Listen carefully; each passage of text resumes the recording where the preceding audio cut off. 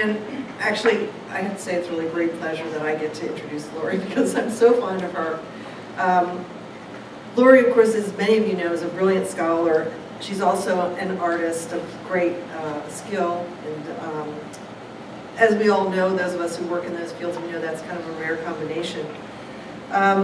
Lorrie worked in our facility during her sabbatical, and she fit in amazingly well. She worked hard, and I have to say she was amazingly prolific. She just generated so much beauty and material while she was here.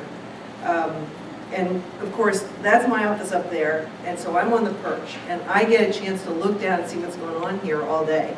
And it was just delightful because there was always color and beauty and amazing things going on her tables.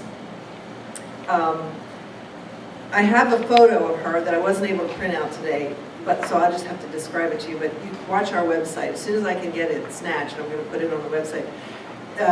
About maybe a quarter through her residency, she launched herself up onto the windowsill and started doing her handwork, her hand sewing on the windowsill in the sunshine. So I have a picture of her doing that, and it's my favorite picture here. I publicly want to thank her for all the beauty and joy that she brought into the studio during her sabbatical. And you're going to get a taste of what she did while she was here. Thanks, Lorrie.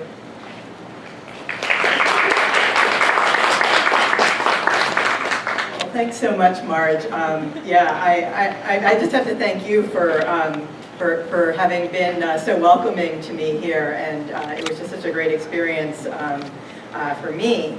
As Marge said, I'm a computer science and engineering professor, and you know my day job, as I think of it, is I teach computer science and engineering. I run a research lab called the CyLab Usable Privacy and Security Lab. And we do research related to human factors in security and privacy. So that's my day job. But I've spent many weekend and evening hours in my sewing room designing and creating quilts. And so that's kind of another facet of my life here. Today I'm going to talk about my work as a quilter and how it relates to my work as a computer scientist and privacy researcher. I'm also going to be talking about some of the engineering behind the quilt designs. I'm going to be talking about some of the work that I did on my sabbatical, and I'm going to be talking about the inspiration behind some of my quilt designs. I have a lot of interesting stories about where did these ideas come from. Okay, so one of the wonderful perks of being a professor is the opportunity to apply for a sabbatical every 7 years or so. And I decided I wanted to take a sabbatical during my 9th year at CMU, and I fantasized about all of the exotic places that I might visit during my sabbatical. But I have 3 young kids and a working spouse, and so relocating for a year just wasn't going to be in the cards. And so while we went on a few short trips, there's the mountains of Colorado, I had to think about what I could do that would be right here in Pittsburgh. And so I started thinking about what could I do that would be different, interesting, exciting, mentally liberating, intellectually restorative, relaxing, and then of course, totally awesome. So I decided what I needed to do was to take a sabbatical. And I started thinking about the things that I had kind of always wanted to do and never had time to do. And one of them was to spend more time doing art. I had actually minored in fine arts when I was an undergraduate, and that was really fun, but I haven't had a whole lot of time to work on art since then. So I started looking around for possible places, and I came over here to the studio and talked to Golan, and asked Golan whether this might be a place that I could hang out. I had read the website and read the description of the studio, and it sounded really perfect for me. I mean, anti-disciplinary. How perfect is that? So Golan said, yeah, that would be great. You can be a fellow and you can have some space here, and if it's okay with your dean, it's okay with me. So I had to write a proposal for my department heads and deans and provost, and I had all sorts of official stuff on the proposal, but the key element of my proposal was that I was going to do a project to visualize privacy and security concepts through artistic expression. I had really very little idea of what that actually meant when I wrote it, but it sounded really good, and they bought it, and they said I could take a sabbatical. So I started thinking about, okay, what does this mean? And in fact, in my research, I have thought a lot about how to visualize security and privacy concepts already. Because I often am involved in building user interfaces related to security and privacy. So what should the privacy button look like? I've had a lot of discussions with my students, and we've been collecting images, and you can see these are the kinds of images that you find in the real world when people talk about privacy and security. So window shades are very popular, locks, sunglasses, the idea of being quiet, you're not saying anything, no pictures, shredders, Big Brother watching you, eyeballs, fingerprints. A few years ago, I wrote a book on privacy, and my book publisher selected the cover design. And they always have animals on their cover design, and the cover designer decided that the rear view of an animal would be appropriate for a privacy book. So I believe I still am the only author of an O'Reilly book that has the back of an animal on the cover. I've also, I pay attention to mentions of privacy in popular culture, and advertisements are always fun. So this is this weird blanket that you can put over your face while you travel, and the advertisement says, it's like privacy in a bag. Another interesting privacy ad was this one. You can keep your information more private if you use a scissors that makes multiple cuts at the same time, apparently. And then this one is really cool. This provides both privacy and warmth at the same time. So I kind of like that. So this kind of brings me to quilts, because quilts provide warmth as well. Quilting is kind of my medium of choice at the moment, although I have explored other types of art. And honestly, I picked quilting because I like it, but there is actually a relationship between privacy and quilting as well.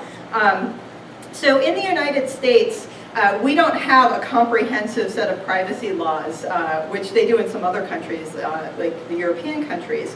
We have what's referred to as a patchwork quilt of privacy laws. And this is something that in the privacy literature people often refer to. We also see it in the news. Here's a New York Times article from a few months ago, and the headline is "An American Quilt of Privacy Laws Incomplete." Right, so we see that a lot, and so at least those of us who study privacy, I think often think of privacy and quilts somewhat together, although I think most other people are not actually trying to visualize things and put them on quilts. So anyway, there is a connection. All right, so I want to tell you a little bit about my history with quilting and how I got started quilting. It got started when I was in graduate school working on a PhD in engineering, and I felt the need to be making some tangible progress on something. That's a comment on how I felt about my dissertation at the time, where I did not feel like I was making tangible progress. And so I wanted to do something with my hands, and I had done all this artwork as an undergraduate, and I think I suggested to my husband that maybe I would take up oil painting again. And he suggested that might not be such a good idea in our small living room. He suggested maybe you could do something that's a little bit less messy and smelly than oil painting. And I said, well, okay, maybe I'll try quilting. I had never done that. I had done some sewing, and I didn't have a sewing machine, but I bought a book about quilting, and I started making vests. And the reason I started making vests is because they're small enough that you can sew them by hand and it doesn't take forever. At the time, they were somewhat fashionable, and so I started sewing vests. And that worked out pretty well. And then I made this quilt. In my dissertation, I had lots of figures, like the one you see up there with the triangle. I had lots of triangles, so I was really thinking in a very triangular sort of way. And so it had to have triangles in the quilt. It also had to have a lot of edges, which it turns out is not the easiest way to bind a quilt when you have all those edges, but I didn't know at the time. So I made that quilt and I gave it to my advisor when I graduated. After I graduated, the first thing I bought once I had a job was a sewing machine. I bought a pretty nice sewing machine, and once I had a sewing machine, it was clear I needed to make big things. And so I decided to make a really big quilt, and I made about the biggest quilt that I could imagine being able to do as a first quilt. And I decided I wanted one to hang on the wall, not on my bed. Unfortunately, I didn't have a wall big enough to hang it on, but still, it just needed to be big, or I felt like I needed to make big things. So I started off by designing a block, and this block here actually is really only a foot square. You're seeing it projected enormous, but this is the design that I came up with, and I designed it in PowerPoint, and I started playing with how to take this block and repeat it and rotate it and mirror image it to make interesting patterns. And I came up with a design that looked something like this.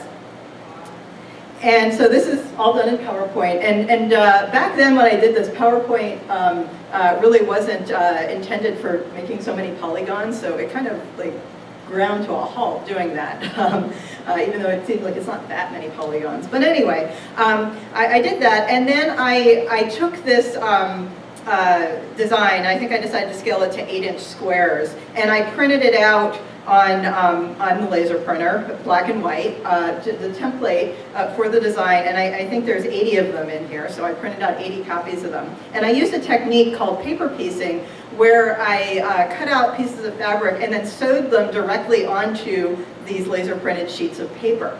And then when I was all done, I tore the paper away, and you have a quilt.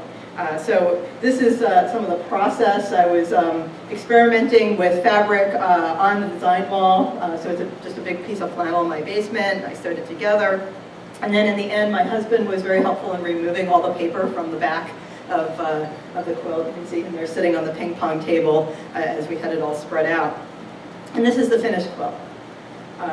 And now that I've moved to Pittsburgh, I do have a house with a wall big enough to display the quilt, and you can see it in the living room. So that was really cool, my first big quilt. I wanted to see also what else I could do with that pattern, and so I played with different colors and arrangements, and I designed this one, and there's that quilt. It's a bit smaller. And then I played with it some more, and I designed that quilt, and there it is. This was over a period of several years that I did this, and I did other quilts in between, but not too many, because I was doing this kind of as I had time on evenings and weekends. Here you can see a quilt with my daughter a few years ago. This quilt was put on the cover of a book that I edited, published by MIT Press. And you can see a close-up here of some of the quilting in the quilt. When I did that first big version of this, I really didn't know how to actually quilt. And the quilting is what we refer to is where you, those are the stitches that go through all three layers. You have a front and a back and fluffy stuff in the middle called the batting. And the stitches that go through all three layers are the quilting. And you kind of need it to hold it together. But you don't really need very much for practically to hold it together. But if you use a lot of it, then you have a nice decorative effect. And so by the time I made this one, I had actually learned how to quilt, and so there's a lot more quilting there. Another quilt that I made was inspired by a computer science magazine. I got this in my mailbox one day, and it had this lovely painting on the cover. And this is a painting by an artist, Victor Vasarely. And I saw it and I immediately thought, quilt. I have to make a quilt that looks like this. So I fired up PowerPoint and I made a nice grid of the shape in that painting, and then I started looking at how it could be colored. Didn't really like that way, like this better, and I made a quilt. And this one also has lots of sides and edges and was a real pain to bind, but looked pretty nice. Here you can see how big it is. This one I entered into a contest, and it was a finalist, and it ended up taking a 2-year world tour before I got it back, but it went to lots of museums.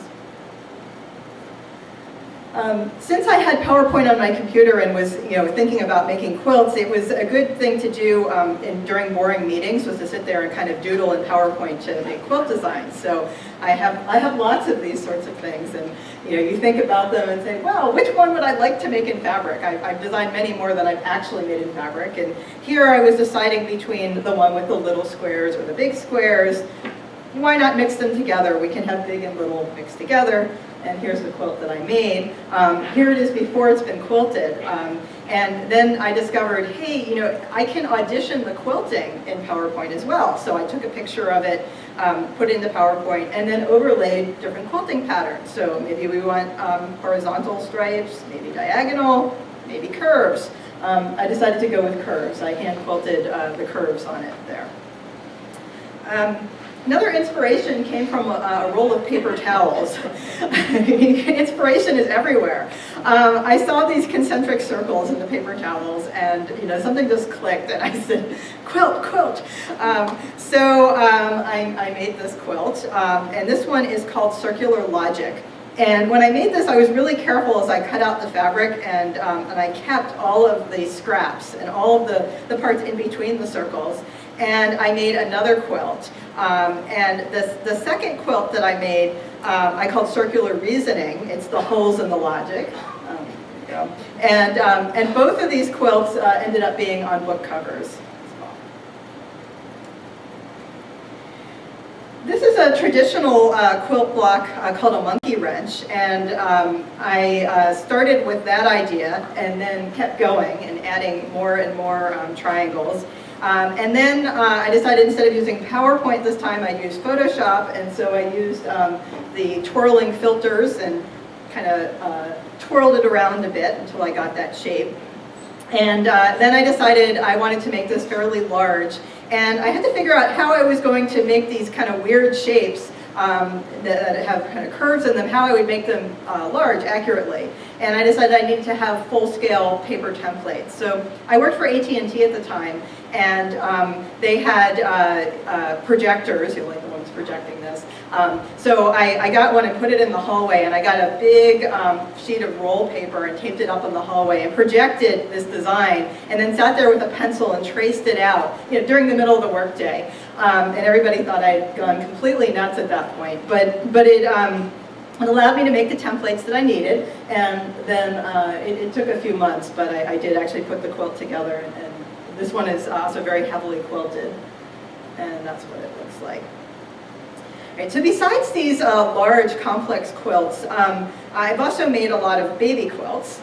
And baby quilts are really fun to make. You can make them really quickly, or at least I can make them really quickly. And they're also a good way to practice my quilting, because you don't have to be quite so precise. The baby doesn't really notice if it's a little off.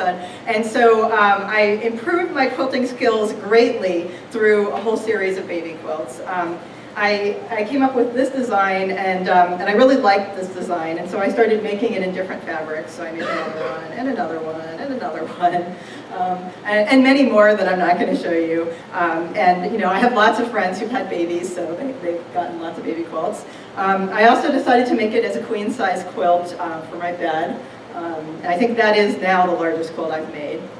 And then I designed a version to do a workshop here with women in I&I. So there's a master's program here called I&I, and I'm the faculty advisor for the female students. They have this group. And so I designed this, and then I did a workshop, and all of the students each made a block. And so we brought in lots of fabric and scissors, and everybody worked on it, and then I sewed it all together, and this is the quilt, and it's now hanging in Henry Street over in the I&I building. I sometimes get inspiration from other people's quilts, and so this was a picture I saw in the newspaper of a quilt exhibit, and I really liked the pattern. These are not my colors. As you've seen by now, you know, I do bright colors, so a quilt in brown, I don't know that I will ever make a quilt in brown, but I liked the pattern, and so I drafted it in PowerPoint and experimented with lots of different colors. And by this point, I had figured out that I could actually scan or take photos of fabric, drop it into PowerPoint, and use it as a texture, so I could really see exactly what things would look like.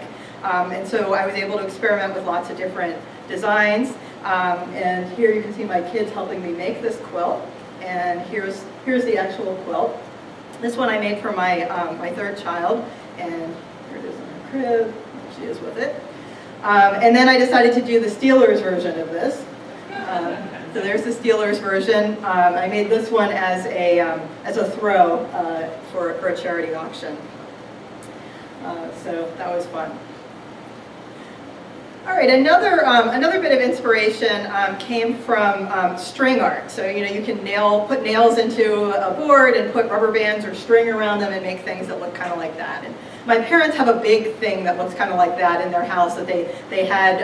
I think they made it themselves before I was born. So I kind of grew up looking at this thing, and I said, what could we do with that that's kind of quilt-like?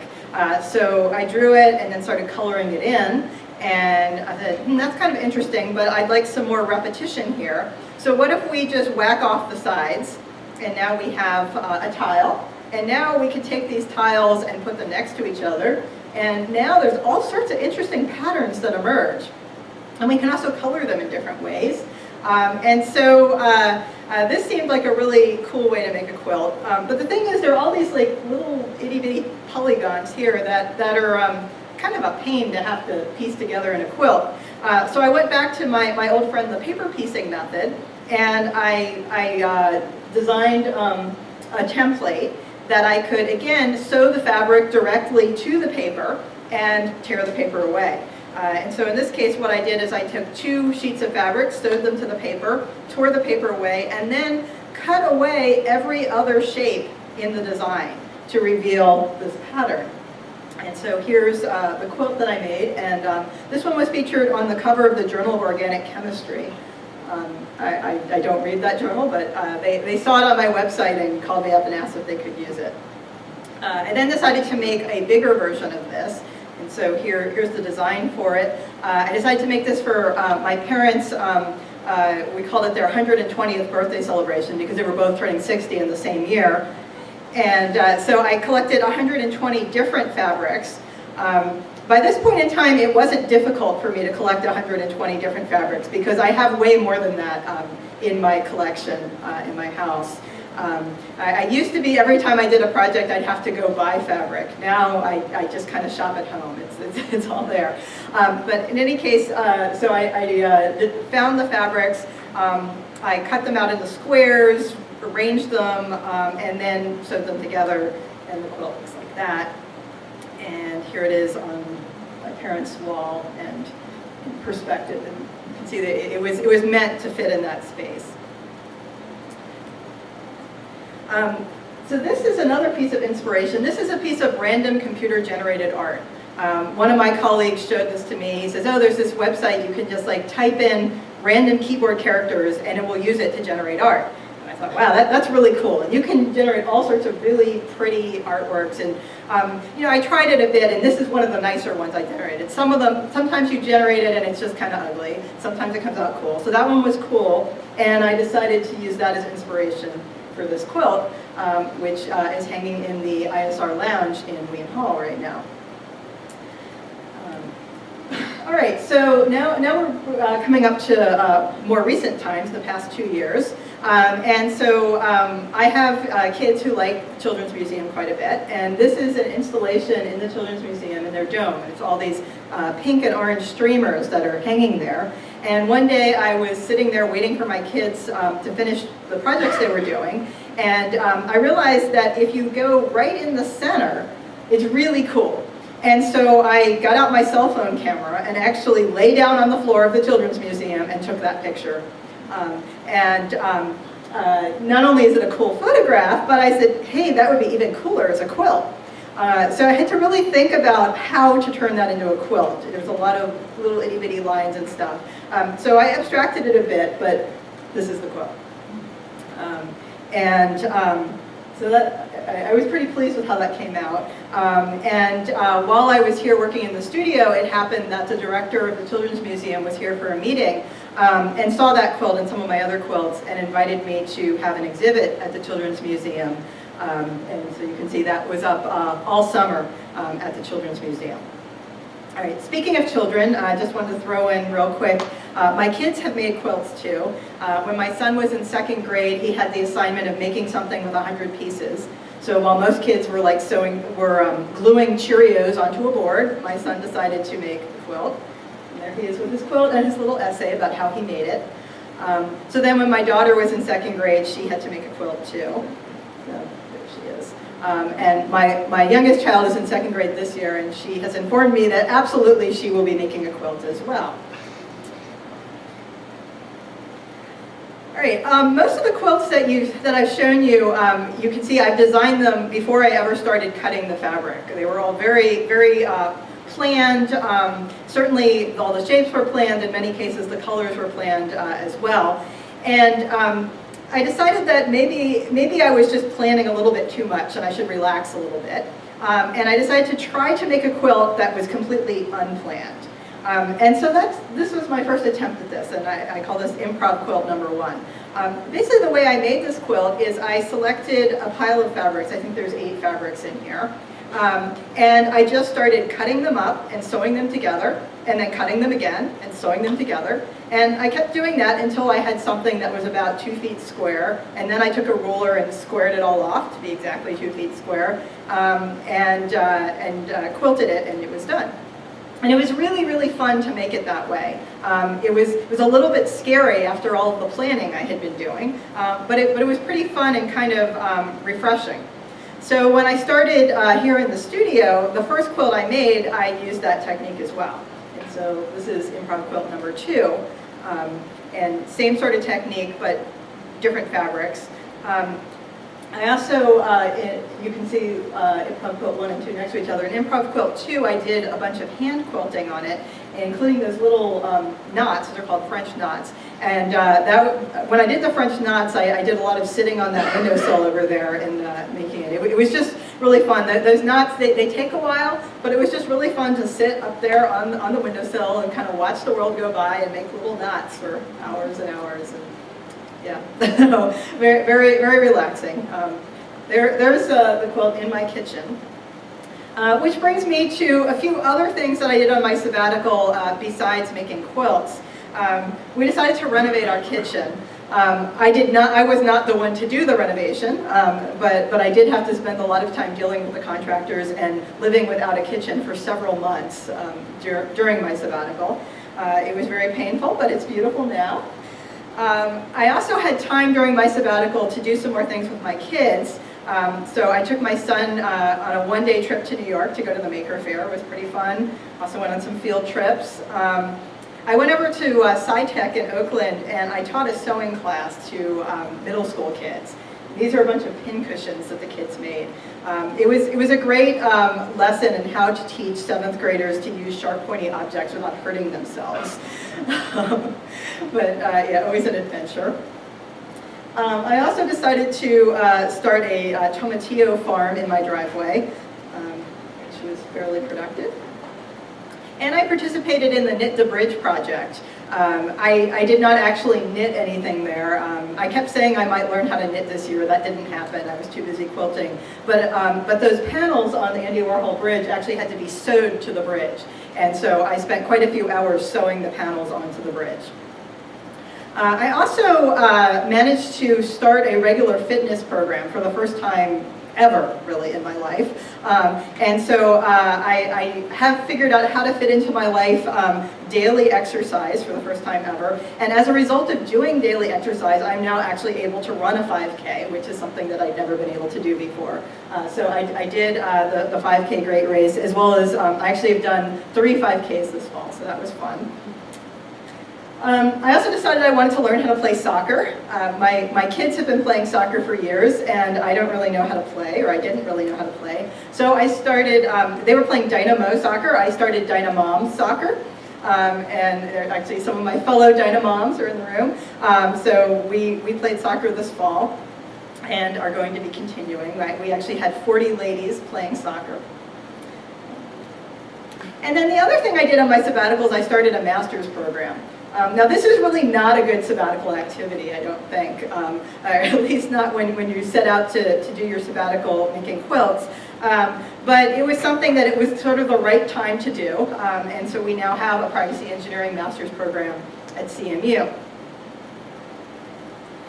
I want to show you a little bit about the space that I use to quilt. This is my sewing room at home, and what you see on the right side, all of those containers, those are all full of fabric. There's even more fabric that didn't fit in those containers, but you can see I have a lot of it. Some of them are sorted by color. This is what the studio looked like when I was working in here. Normally we don't have all these tables where you guys are sitting, but there are actually people here working. And my section was the section right here. I started off with, Golan said, oh yeah, you can set up a table. And I said, well, Golan, my fabric's kind of big and I need more space. And he says, well, you can have 2 tables. Well, in the end, I had 4 tables. Everybody else had 1. I had 4. Some of mine are actually up on risers, so I can have the choice of standing or sitting. I have a sewing machine that I borrowed from the costume shop over in Cornell. Yeah, I wandered over there, and they said, oh yeah, we have this old sewing machine, and you can borrow it. So that was my setup. This is not a computerized sewing machine. It's just an old mechanical but electronic machine. And I had lots of people coming in and saying, well, you're a computer science professor, so what are you going to do to the sewing machine? Are you going to add a robot arm? Are you going to hook up a computer to drive it? What are you going to do? And I had to keep saying, well, no, it's just a sewing machine. No computers involved here. This was, I think, maybe the second quilt that I made in here. This one's actually only 1 foot square. And I made this, the Fiber Arts Guild of Pittsburgh had a project to make the alphabet in fiber, not just quilts, but many of them are quilts. And they had the alphabet printed on wrapping paper, and there was also a show where they displayed all of the different letters. So this quilt is a privacy quilt. So I did finally get around to visualizing privacy through quilts. So this is the first privacy quilt, and just kind of look at it and see kind of what do you see in that quilt. There's a whole story behind how this quilt got created. So it started out, I went to the South by Southwest Music Festival, and they have a trade show there with lots of people who have weird and funky startups. And one of them was this Japanese startup where they were handing out these little lenses you could attach to your smartphone, and they wanted you to use them to take close-up pictures of your bad skin. And they wanted you to then share your pictures of your bad skin on their social network to get advice on how to improve your skin, or maybe promotions from skincare companies or something like that. And they had these, large pictures of people's bad skin in their booths, which were really disgusting. Right? And so I looked at that, and from a privacy perspective, I was somewhat horrified. There's something about, you're invading my personal space. You've gotten too close if you can see my skin in that level of detail. And really any part of your body, like you just don't want anyone to see it in that level of detail. But they were handing out the lenses for free, so I took one, and I started taking pictures of other things with it. And you get some really beautiful pictures when you get that close to things. And it's actually often hard to figure out what it is that it's a picture of. And I thought that was kind of cool, and it again made me think about privacy, because in some ways this angle is somewhat of a privacy protective angle, that we're not used to seeing the world from that perspective.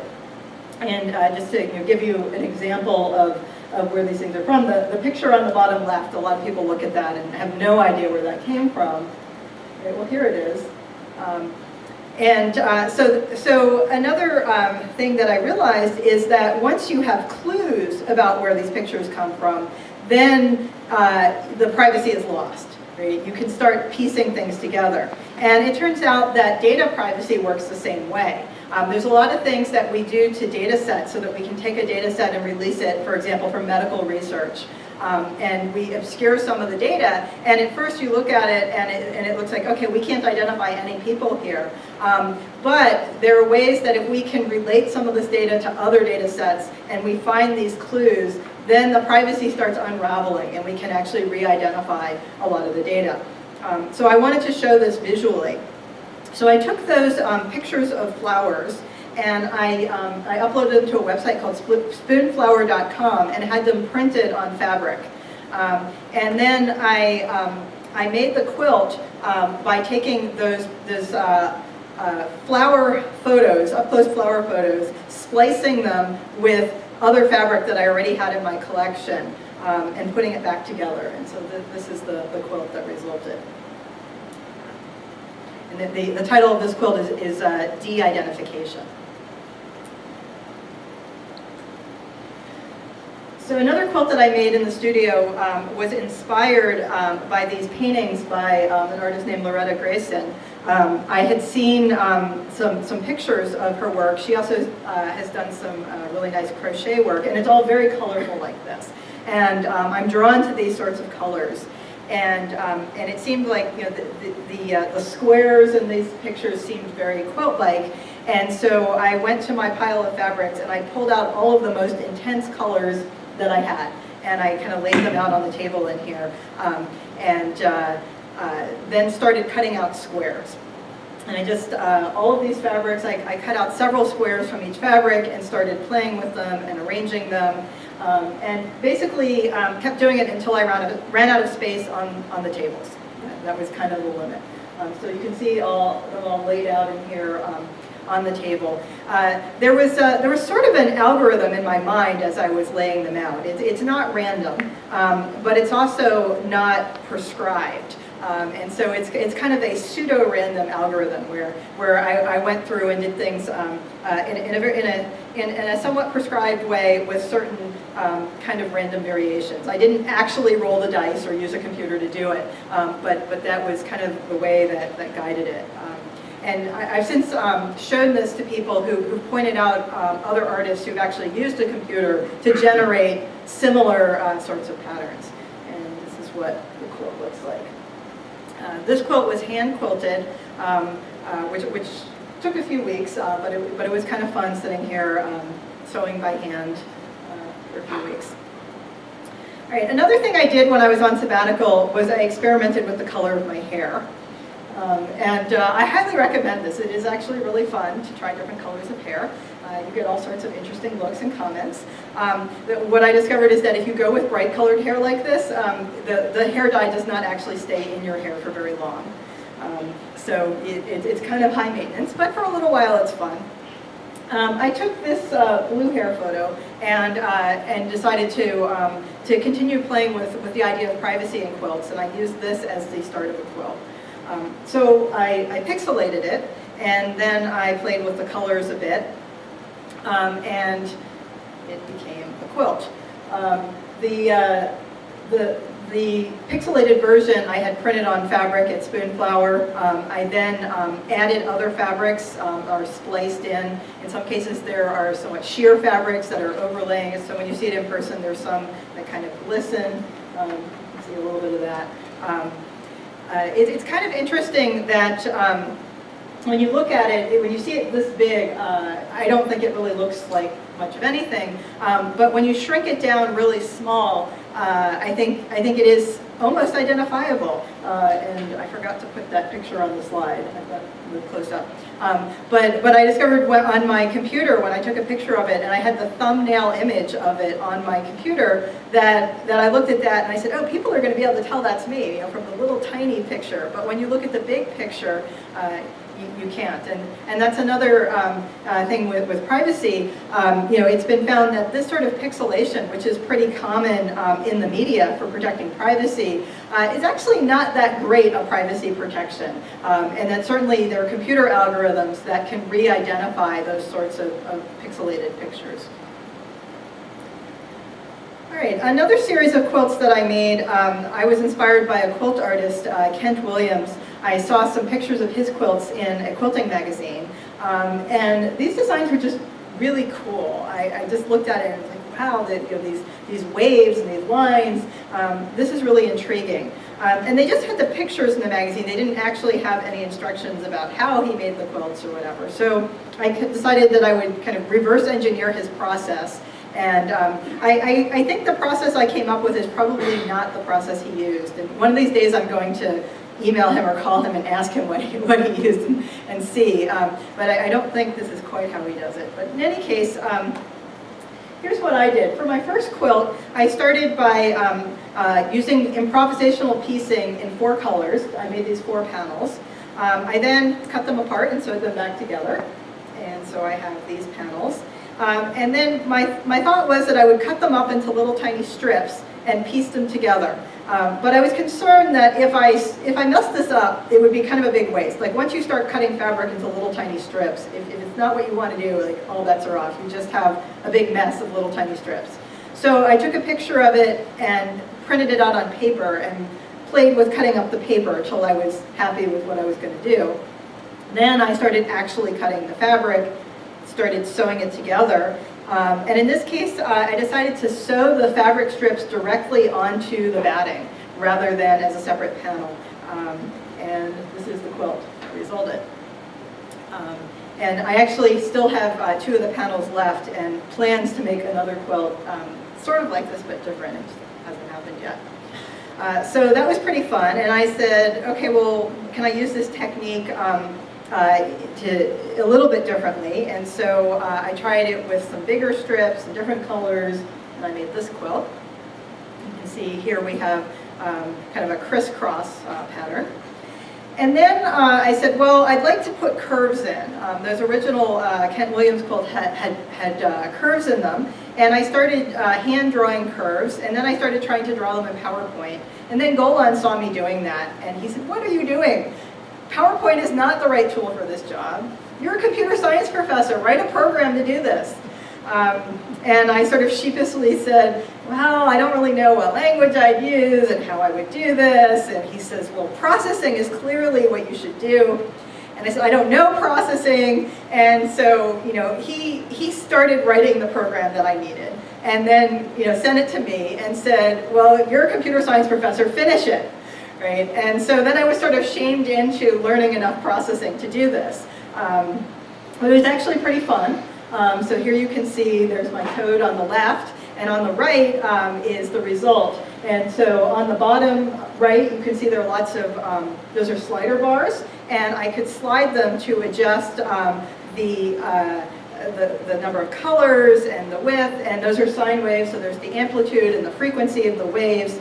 And it was really cool. And I could suddenly generate so many quilt designs really fast. And so I spent a lot of time just generating different quilt designs and printing them out and had them spread all over my table. Which one should I make in fabric? They're all cool. I want all of them.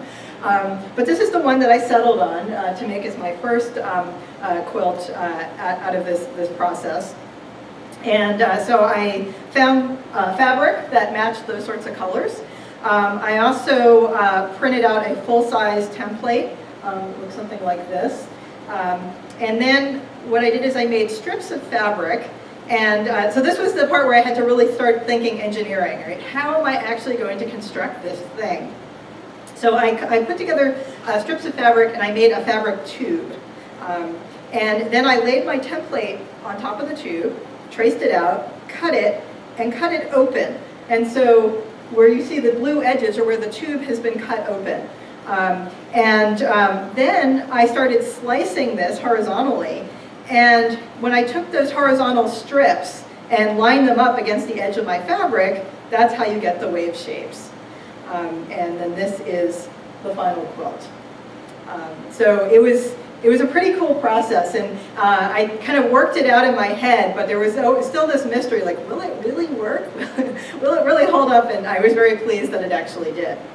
So then I was very excited and started playing with this even more. I added to my program the ability to actually put in the photographs of fabric rather than just solid blocks of color, drop those in. That was especially important when I wanted to use a fabric that was a print, because I wanted to see the scale of the print properly in the piece. So this is done on the computer.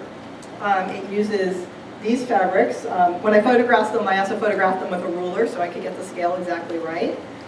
And then this is the actual quilt, resulted from that. So I was sitting in here making these quilts, and there were a lot of really interesting people who came into the studio. And as Marge said at the beginning, I like to kind of eavesdrop on what they were talking about and interject my 2 cents from time to time. So I had a lot of really interesting conversations with people. And one day there was some important person who came in, and they had a whole entourage of people from the president's office who were following them around. And so the entourage came over to me and asked me what I was doing, and and wait, aren't you a computer science professor? What are you doing here? And at one point they said, you know, we have this idea for a project, and we were wondering if you'd be able to make something like this, but with a Carnegie Mellon theme. And we'd like a piece of art that kind of typifies the interaction between art and technology at Carnegie Mellon, and somehow represents the university in some way. So this was kind of a tall order, and they said, oh, and by the way, we need it in like 3 weeks. So I went over to the bookstore and I bought some tartan fabric because that seemed like the fabric of Carnegie Mellon, right? It just had to include that, right? So it's wool fabric, it's kind of hard to work with. But I took it, I photographed it, I took a bunch of other fabrics and I started playing with ideas and I came up with this design. And the folks from the president's office liked it, and so they commissioned me to actually make this quilt. And here you can see the work in progress, and I started putting it together. The apple fabric is on the back, it's kind of fun. And here's the final quilt that was made. So Maureen Cohen now has this quilt. So after I made this, I had a lot of leftover scraps, and I did some improv piecing and made cute little quilts. The next quilt that I made using this technique, I decided to do something where I'd actually use photos printed on fabric and combine it with this technique. And this was another commission from the university to thank Ed Frank, who had helped chair the fundraising campaign and also has contributed to this studio. And so again, the idea of art and technology were important things. So I looked through the photographs I have in my collection. When I travel, I like to take a lot of photos. So there was a CMU Portugal event a few years ago that I attended and actually got to meet the Prime Minister of Portugal. There he is, Jose Socrates. But I took a lot of interesting pictures around Porto. And I decided to use this one as the basis for a quilt. I thought it was a really interesting view of the city. There's a lot of complexity when you look at the city there. There's a lot of interesting color and pattern.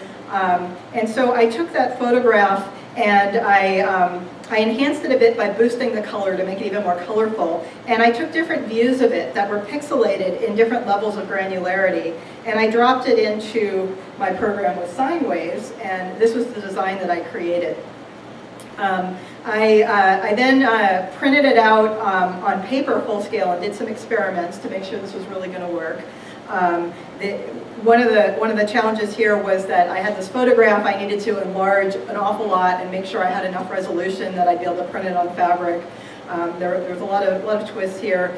I also discovered in making these sine wave quilts that sewing all the lines really straight was kind of difficult, and I was using pencil to draw straight lines on fabric, and the fabric moves a little bit and the pencil stretches it. So I said, you know, if I'm printing on fabric, I might as well print graph paper on fabric.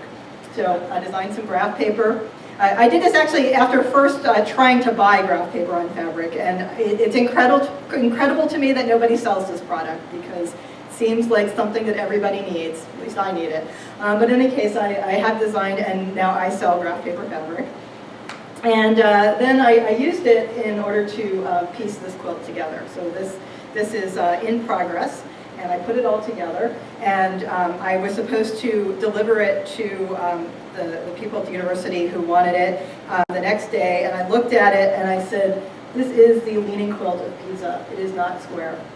And it upset me a lot that it was not square. So I took it apart and put it back together again, and now it's more or less square. So that's the finished quilt. I've used this technique a few more times. I think I have one more to show you. I got this really cool fabric that has this kind of ombre pattern in it with the going from light to dark, and I thought, well, that would be kind of cool to use. And so here's the design. One of the other things that's different about this one is in all my other designs with the sine wave, I have the same number of stripes of fabric in each of the different leaves that are getting interleaved together. And here I have 5 in one leaf and 4 in the other, which creates kind of that dissonance in the pattern. It's easier to see up close in person than in the picture, but it creates an interesting pattern, and there's the actual quilt. All right, so the last quilt I want to talk about is my security blanket quilt. And so this quilt I was thinking about all year, and I knew what the title was. It seemed obvious to me that if I was going to make a quilt related to security, it had to be called security blanket. But I had no idea what a security blanket as a quilt actually looked like. And so it took me a while to come up with this. I decided that I wanted to do something that was related to something I know well, so something related to my own research. And I've been doing a lot of research on passwords. How do we create passwords that are easy for people to remember and use, but not easy for other people to guess? And so in the course of the research that I've been doing with my students, we have been collecting a lot of passwords. So we've been doing user studies where we ask people to create passwords, and we have collected about 50,000 passwords this way. We also have been collecting stolen passwords. Now, we ourselves have not stolen them, but there are plenty of people out there who do steal passwords and then post them on the internet. And so we have harvested those whenever they've become available. And so we spent a lot of time looking at these and trying to understand what people do when they create passwords. So I took, there's a password set that was stolen from Frank-Ratchye. It has about 32 million passwords in it. And I asked my students to sort them and find the 1,000 passwords that appear with the highest frequency in that data set. I then put them into a Wordle program so that they would be scaled according to their frequency in the data set. Then spent some time arranging them, choosing colors. I went through all 1,000 passwords and color-coded them. So each color represents a cluster of passwords that, at least in my mind, seem somewhat similar or related. So you'll see that numbers are always that kind of medium blue color, and those really dominate. There's a lot of numbers that are really popular. The most popular password is 1, 2, 3, 4, 5, 6, and that's kind of a shadow in the background. If you look carefully, you'll see that that's actually in the background. It was so big, it would have dominated if I put it separately. And there's a lot of interesting stuff here. So you look at it and you see, okay, Justin, is that the name of the user? Is that their significant other? Maybe they're a Justin Bieber fan, right? Why do they have Justin? What about Princess? I thought, well, maybe some guys call their girlfriend Princess. I don't know. Maybe it's little girls really like princesses, Cinderella. I think I've finally figured out what it is. It turns out it's like the second most popular name for a cat. And pet names are just huge here. There's so many pet names in here.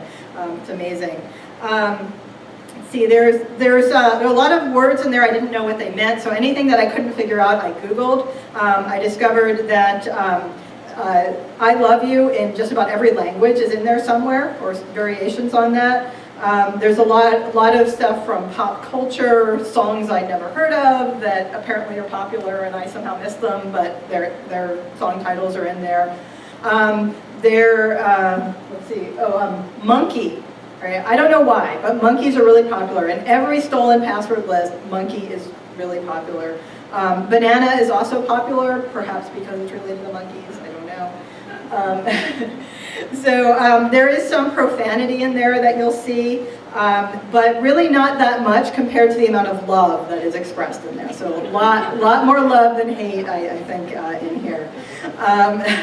There's also a number of words related to password, the word password itself, password 1, let me in, those are all there as well.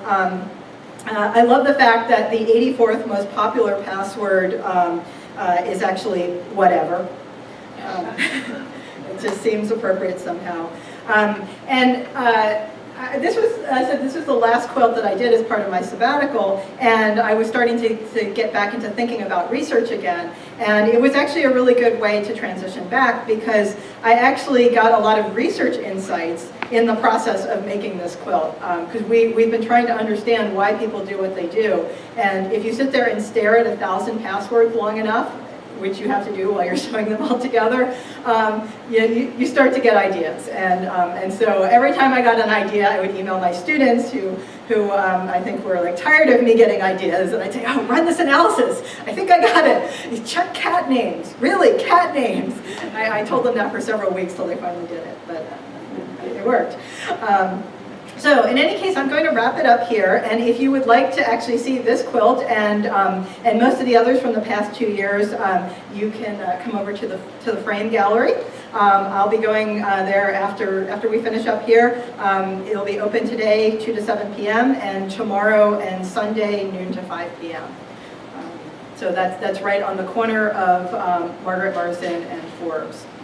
And just would like to once again thank the studio for having been such a wonderful host. I especially want to thank Marge and Linda in the back for just making me feel so welcome here, and for all of the other people in the studio. This was just a really great experience, and I also want to thank my department heads who are here for letting me do this for a year. Yeah, so thank you all for coming, and I'm happy to hang around and answer some of your questions.